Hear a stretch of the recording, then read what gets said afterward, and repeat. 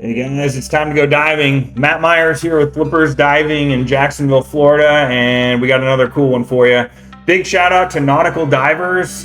They took us out on this dive day. It was pretty damn epic, and I just want to recognize the crew there, Captain Will, and all the guys on board that made our diving experience pretty freaking fantastic. So if you haven't checked them out, go to nauticaldivers.com. They operate here in Jacksonville. They run charters pretty much every weekend the weather's good. Get on their calendar in advance because it fills up very quickly. So we headed out to the Jacksonville Dry Dock. I have dove this 3-4 years ago, and I have been wanting to do a big dive on my rebreather on this wreck site just to see how much lionfish I could possibly get in one dive. The dives I've done before were on open circuit single tank. They were pretty short. It's a long run. This is roughly 50 miles offshore out of Jacksonville, out of the Mayport area. And, I just hadn't been able to get anybody to go with me and run a trip out there to do some long dives. And Captain Will stopped by the shop a month or so ago and said, hey man, you want to go offshore and do a tech day and do some long dives and harvest a whole bunch of lionfish? And I said, oh my God, yeah. Can we go to the dry dock?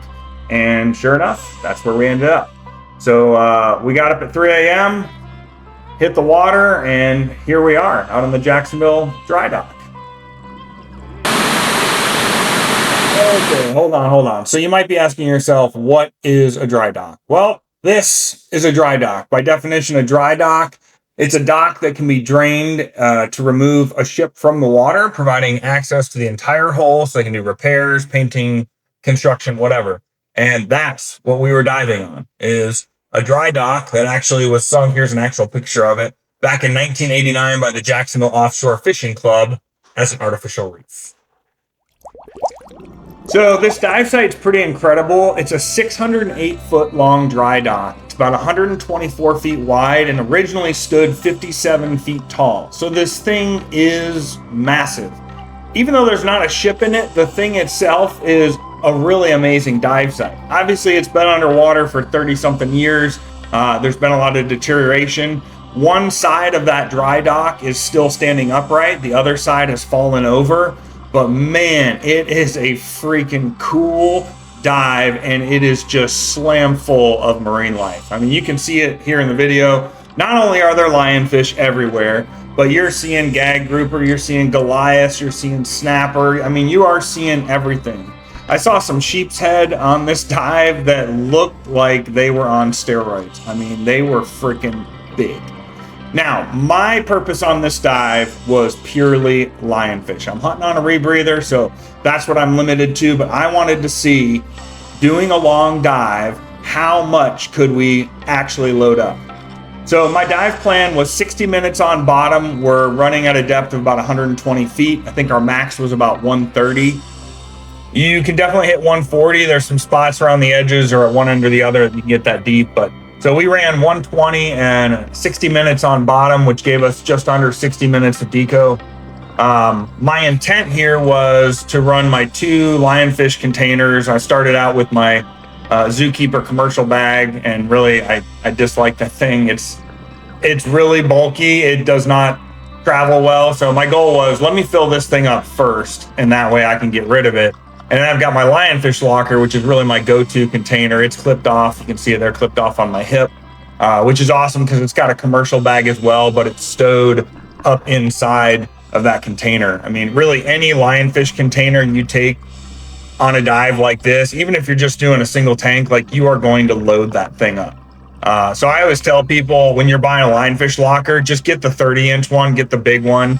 There's so much stuff you can put in there, not just lionfish, but lobsters, trash. I put my fish in there. Like, just go ahead and grab you the big one, because man, does it suck when you buy the smaller one and then you're like, man, my dive's not over and I friggin' slammed this thing full of lionfish. So basically, we're kind of swimming down the middle portion of the dry dock. And as you guys saw in the picture there, it's basically where the ships would sit. Now, there's a lot of debris that's fallen in and off of the dry dock itself, kind of creating this debris field in the middle. But literally to my right and to my left, let's call it 50 to 75 feet either direction, you've got big walls. And then we're just working our way kind of side to side going down the center of this dry dock. And all the lionfish out here, they're big. I mean, yes, it's not carpeted with lionfish, but I was popping a lionfish about every 15 seconds, 30 seconds, whatever. And obviously you see that here in the video. It was just a really tremendous day. Visibility was roughly in the 70 to 80 foot range. Ironically, we dove the very next day, and in the 60 to 100 foot range, there was zero viz offshore Jacksonville. So we got really lucky that we had great conditions and that crappy water had not moved out into these deeper areas.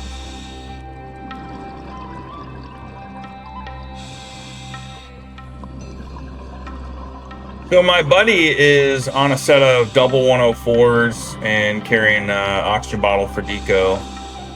They had actually completed advanced nitrox decompression procedures certification earlier this summer. So they're kind of putting those skills to use. We actually had a very similar profile in terms of bottom time and decompression schedule. So we both left the bottom at the same time, right about 60 minutes. They were a little bit ahead of me, heading up the line, and maybe finished about 5 to 10 minutes before I did. I had a little bit of an issue with the rebreather there. So if you've been watching for the last number of minutes and noticing there's a little trickle of bubbles coming from my left shoulder area, which I did not know was happening. Long story short is I had a fitting, a hose fitting coming from my diluent tank that would feed my rebreather, and that fitting was coming loose, and I didn't know it. It had passed the positive and negative checks when I built the unit. So long story short, I'm losing a little trickle of gas. Well, at the end of our dive, we were actually kind of right here. This piece of wreckage right in front of the camera is actually up shallower. It's at about 110 feet. It's that right side wall. So that's where the anchor line was, and my buddies making their way up. I'm starting to come up that anchor line, and all of a sudden I just hear a tremendous amount of gas just dumping out of the rebreather. And I had actually thought that the loop was compromised, that I'd blown a loop hose, and then I was just literally flooding the unit. So of course bailed out, started ascending. At the moment I was trying to clean up the remaining lionfish locker. It was about half full of fish. I'd already shot up the zookeeper earlier in the dive. Just trying to get my junk together and get up off the bottom, because I realized now I'm consuming bailout gas, which, as I have the unit configured right now, all my bailout is on my back. So you can see those two large steel cylinders. Those are LP50s that are jacked up with plenty of bailout gas for the dive. So, at this point I'm bailed out, I'm using that gas, I'm ascending, and then I realized that the counter lungs are expanding. And for you CCR people out there, oh, the loop might not actually be compromised. And so I didn't realize and couldn't tell, but it was literally just a fitting that had busted open and drained all the gas out of my 3-liter, but it did not compromise the loop. So since I was ascending and I wasn't needing to add diluent gas, and the diluent is in that little black cylinder that's strapped on the back, that's a 3-liter. I had trimix in there. I think I was running a 1845 mix. Since I didn't really need it, I was able to just continually add oxygen as I ascended up the anchor line, did my decompression, and was able to stay on the loop. So I really only bailed out for maybe 3 or 4 minutes and was able to get back on the loop and salvage the dive and end the decompression safely. So pretty cool. At this point of the dive, we're creeping up to about the 30-minute mark. And in my mind, I'm like, well, if I can keep jamming fish in the zookeeper, when I hit 30 minutes, and it was getting pretty full, I'm going to shoot that up on a bag and then move on to my lionfish locker. What we didn't realize was the other CCR team had gone the opposite direction on the wreck. We really didn't coordinate, but they went the other way. So once I finished filling up this zookeeper and shot it up and started my next container, we now were working into an area of the dry dock that these other guys had already been. And I'm just swimming around like, where are all the lionfish? And we were picking some up here and there, but nowhere near as much as we're getting at this moment right here. But about now I'm kind of jiggling that bag and like trying to tell, like, is this thing totally stuffed? Because as I'm jamming fish in there, it's pretty much maxed out. So that was the dive. Here's our second dive. So that was our big long dive of the day. Did really awesome on lionfish. This is a site called The Pipes, and you can probably tell why. It is literally a mountain of pipes This is out in the Elton Bottom area. So again, we're still 50 something miles offshore, and really cool site. These pipes is probably 20 feet or more tall. These are like concrete pipes, really big dive site, probably a couple 100 feet long, and again, 20 feet tall, maybe 75 to 100 feet wide. A lot of lionfish on this one, a lot of marine life, as you can see, and of course the conditions out here were just as stellar as the dry dock. We did actually find one lobster on here, and I was unsuccessful at securing it, so you don't normally see lobsters on this site, but yeah, that was just after I missed the lobster, so too bad for me. There's one of the mates from Nautical Divers, that's Rob there. Not sure what happened to his shirt, maybe got eaten by the lobster, I don't know. But we're all diving rebreathers. So myself, Rob, there's another one of the mates, Chris, is out there. He's on a rebreather. And we had a couple other divers along for the day, diving open circuit. And of course, my buddy's on board there with the doubles. So really, really cool site. Great spearfishing site. This dive site here, you're about 120 to the sand, maybe a little deeper. And we ran about a 45, 50 minute run time here. Not nearly as long as the previous dive, but not a huge site, so it's pretty easy to see the whole thing during that time and do our lionfish hunting and kind of clean that thing out. But I mean, check out that viz, right? That diver has got to be at least 70 feet or more away from where the camera is, and you can pick him up. And of course, there's me. The challenging thing about this site is every time you see a fish, it goes inside of a pipe. And so they're really hard. If you're spearfishing, it's really hard to stay on top of those fish and hopefully shoot them and not lose them in a pipe. But you can see I'm back on the rebreather, so we solved that fitting issue. There's Rob again. Rob was hitting it really hard. We cumulatively did well over 100 pounds of lionfish. I'm probably severely underestimating, because I think Rob told me they ended up with something about 80 pounds or so, and I had about the same. So we're really probably pushing 200 pounds quite realistically. Our last spot here was just a really small ledge, really beautiful, but these are the kind of ledges you're looking for, especially in that 120 to 140 foot range where you're probably going to see lobsters.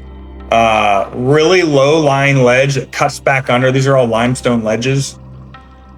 We did not see any lobsters on this ledge, but man, the snapper were intense. And I saw more gag grouper and big ones, like 20 plus pounders on this site. Sadly, you don't see them in the video here, but I saw at least a dozen. They were all over the place. But we were still pounding away at the lionfish, making a dent in that population. So really, really awesome experience. And man, if you guys have not had a chance to dive with Nautical Divers, you've got to get on their boat. It is set up so super smooth. They've got an elevator on the back, so that's how you enter the water. You just giant stride off the back of the boat. The elevator, you swim up to the back after your dive, you just stand on it, and boom, this thing lifts you out of the water, and you just shuffle right back on board. So especially for technical divers, you know, that unit on my back weighs definitely over 100 pounds. Not fun to climb up a boat ladder. So super easy diving with these guys, man. So really, really awesome crew. Check them out.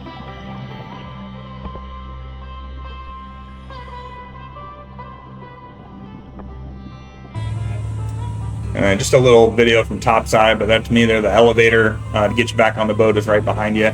They've got an onboard compressor, so a situation like me where I lost a bunch of gas, they were able to top me off, no problem.